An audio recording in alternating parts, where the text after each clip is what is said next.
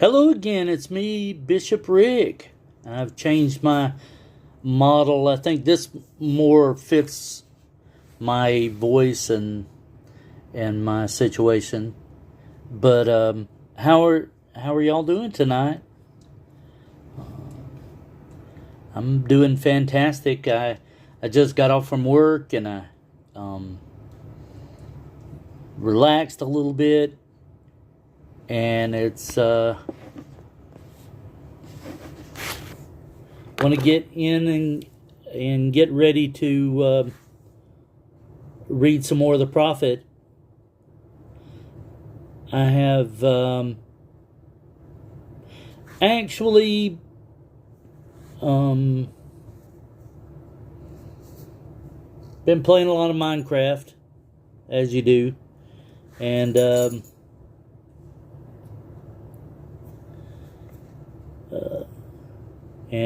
been enjoying myself. Well,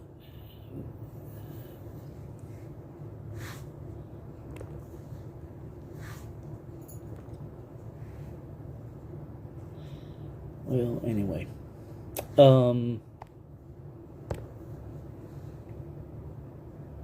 okay. I think we stopped at the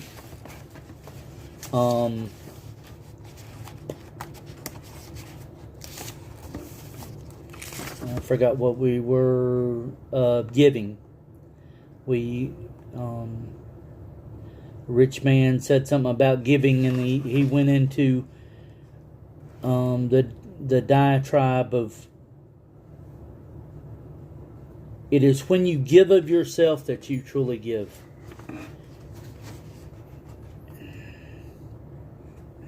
Not your possessions, not what you have, not the things that you have created, but the things that you are. And that's something inspiring and something very deep for us. And I'm going to start on page 23 with the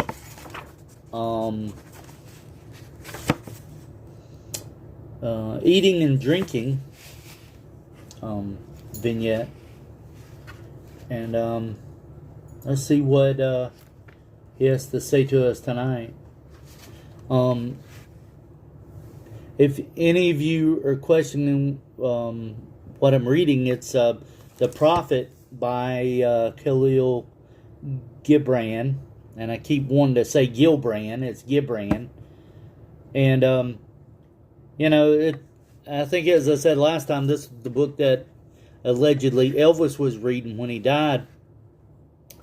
I'm not sure that there's anything in that to why we should read this or not read this, but it's just a very interesting tidbit of information. And on page 23, then an old man, a keeper of an inn, said, Speak to us. Hold on.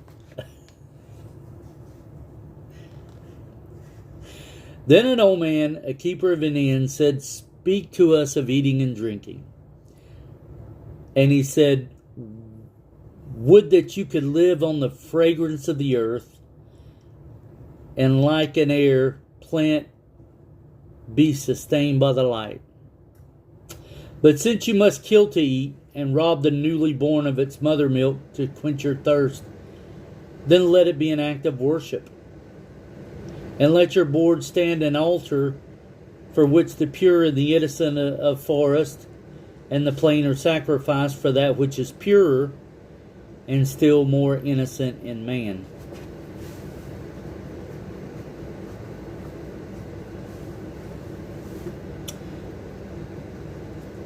I think the board there is talking about the cutting board.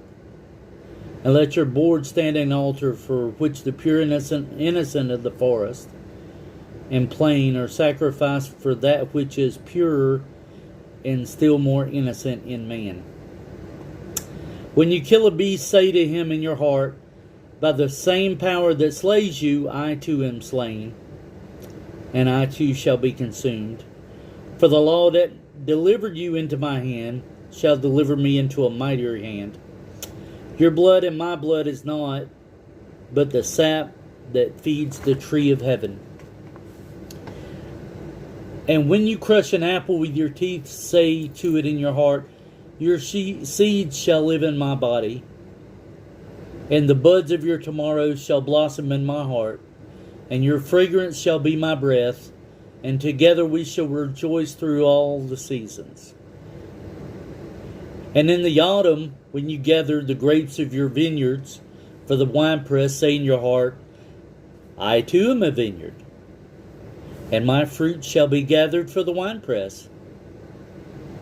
And like the new winehouse shall be kept in eternal vessels. And in winter, when you draw the wine, let there be in your heart a song for each cup, and let there be in the song a remembrance for the autumn days, and for the vineyard, and for the winepress. Then a plowman said, Speak to us of work. And he answered, saying, You work that you may keep pace with the earth and the soul of the earth.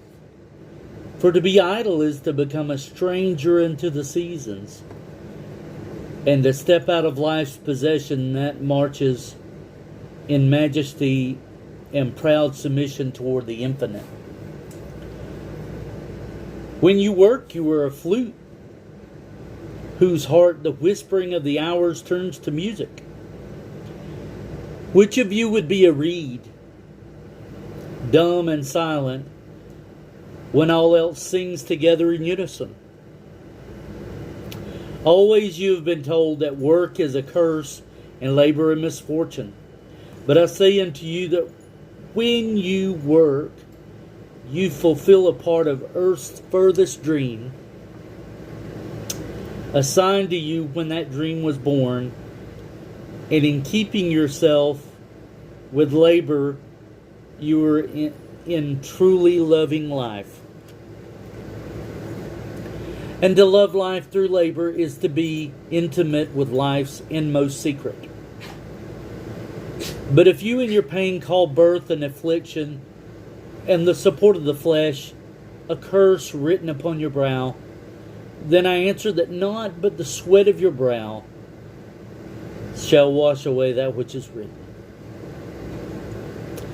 You've been told also that life is darkness, and in your weariness you echo what was said by the weary.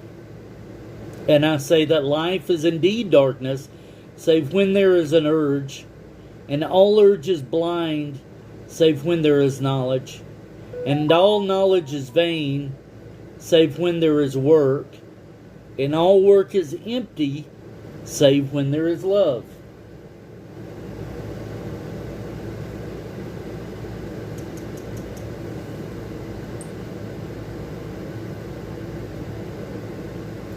And when you work with love, you bind yourself to yourself, and to one another, and to God. And what is it to work with love? It is to weave the cloth that with threads drawn from your heart, even as if your beloved were to wear that cloth. It is to build a house with affection, even as if your beloved were to dwell in that house. It is to sow seeds with tenderness and reap the harvest with joy, even as if your beloved were to eat the fruit. It is to charge all things you fashion with the breath of your own spirit, and to know that all the blessed dead are standing about you and watching. Often I have heard you say, as if speaking in sleep, He who works in marble and finds the shape of his own soul in the stone is nobler than he who plows the soil. And he who seizes the rainbow to lay it on a cloth in the likeness of man is more than he who makes the sandals of our feet.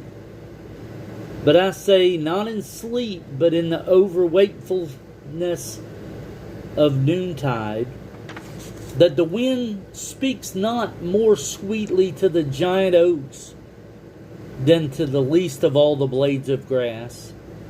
And he alone is great, who turns the voice of the wind into a song made sweeter by his own loving. Work is love made visible. And if you cannot work with love, but only with distaste, it is better that you should leave your work and sit at the gate of the temple and take alms of those who work with joy. For if you bake bread with indifference, you bake a bitter bread that feeds but half of man's hunger. And if you grudge the crushing of the grapes, your grudge distills a poison in the wine. And if you sing, though as angels, and love not the singing, you muffle man's ears to the voices of the day and the voices of the night. Then a woman said, "Speak to us of joy and sorrow." And he answered, "Your joy is your sorrow unmasked. And the selfsame well from which your laughter rises was oftentimes filled with your tears. And how else can it be? The deeper that sorrow carves into your being, the more joy you can contain. Is it not the cup that holds your wine, the very cup that was burned in the potter's oven? Is it not the lute that soothes your spirit, the very wood that was hollowed with knives? When you're joyous, look deep into your heart, and you shall find that it is only that which is giving you sorrow that is giving you joy. When you're sorrowful, look again in your heart, and you shall see that in truth you were weeping for that which has been your delight. Some of you say joy is greater than sorrow, and others say, nay, sorrow is the greater. But I say to you, they are inseparable. Together they come, and when one sits alone with you at your board, remember that the other is asleep on your bed. Verily, you are suspended like scales between your sorrow and your joy. Only when you are empty are you at standstill and balanced. When the treasure keeper lifts you to weigh his gold and his silver, needs must your joy and your sorrow rise or fall. And I think I'll end it there, a little bit early, but my voice is kind of fading out a little bit for some reason. But I thank you for listening to this video, and if you would like it, or subscribe to me, I'd appreciate that. I will post it on my YouTube channel, which is BishopRick VT. I think it's at BishopRick VT, something like that. And I thank you, and I appreciate all that you've done in listening to this. And I'll keep going with the Prophet on Tuesdays. I think I'll try something different next Monday. Give me the weekend to think about it, and we'll see.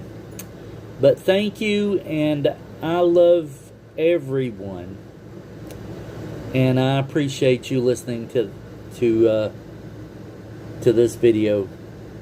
Have a good one. Bye-bye.